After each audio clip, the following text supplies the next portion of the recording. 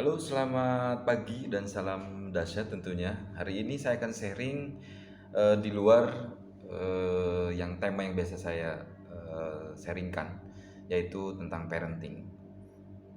Di dalam parenting ini saya bicara dari ilmunya dari Thomas Gordon. Teman-teman yang apa namanya, yang selalu ketika yang sudah jadi orang tua, ya pasti kita harus memiliki ilmu parenting. Begitupun yang masih muda, karena secepat atau lambat kalian akan jadi orang tua tentunya. Yaitu adalah bagaimana komunikasi dengan anak. Karena apa? Hubungan itu biasanya, perpecahan dalam hubungan adalah masalahnya cuma satu, yaitu adalah masalah komunikasi. Termasuk komunikasi dengan anak gitu. Jadi ada beberapa cara supaya efektif berkomunikasi dengan anak tentunya. Nanti dan saya juga akan sharing juga hal yang dilarang ketika komunikasi dengan anak. Yang pertama adalah bagaimana komunikasi dengan anak. Yang pertama adalah selalu bisa basa-basi dengan yang anak suka gitu. Padahal kita nggak suka basket, padahal kita nggak suka bulu tangkis, tapi anak suka banget melihatnya. Kita sebisa mungkin aktif ikut dalam hobinya anak, basa-basi gitu. Setelah itu nanti komunikasi komunikasi kita malah akan mencair, bahwa oh ternyata lawan bicara saya adalah menyukai apa yang saya suka juga gitu.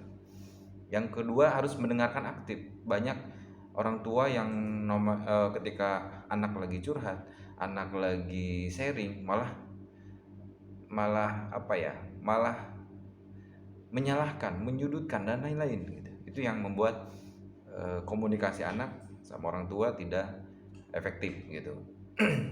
Contoh, ketika anak sharing atau ngobrol sama bapaknya atau mengadu, papa, contoh, papa pulpenku hilang.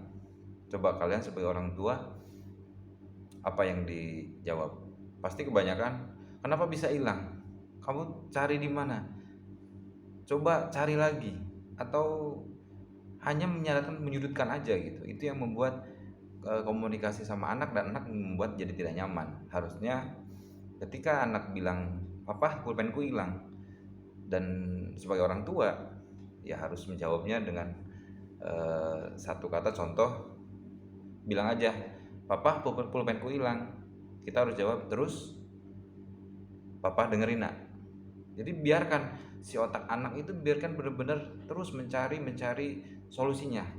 Karena sejatinya adalah semua orang, semua yang punya makhluk hidup di dunia ini adalah dia yang punya solusinya masing-masing. Cuman kita sebagai orang tua gimana caranya mengedukasi, mengedukar itu mengeluarkan apa ilmu-ilmu, apa keinginan anak itu sendiri gitu. Dan secara tidak langsung dia akan mendapatkan solusi yang akan diambil oleh anak tersebut gitu.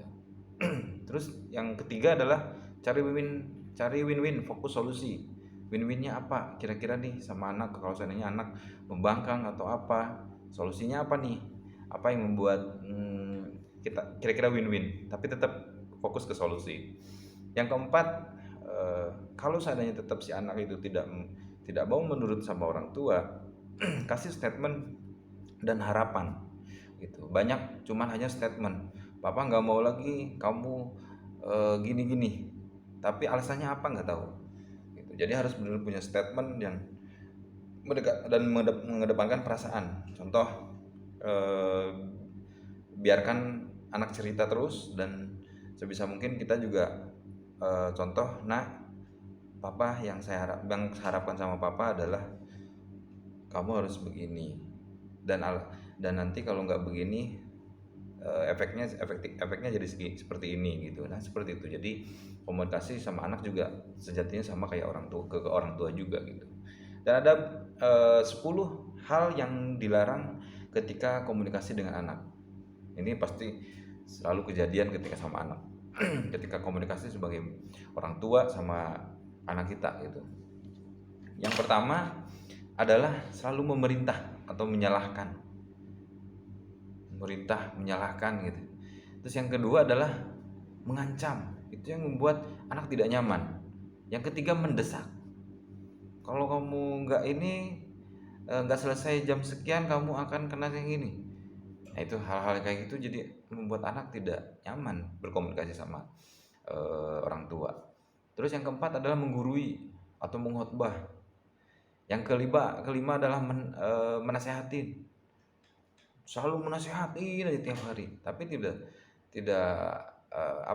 ngasih solusi dan tidak membiarkan anaknya benar-benar cari jalan keluarnya sendiri.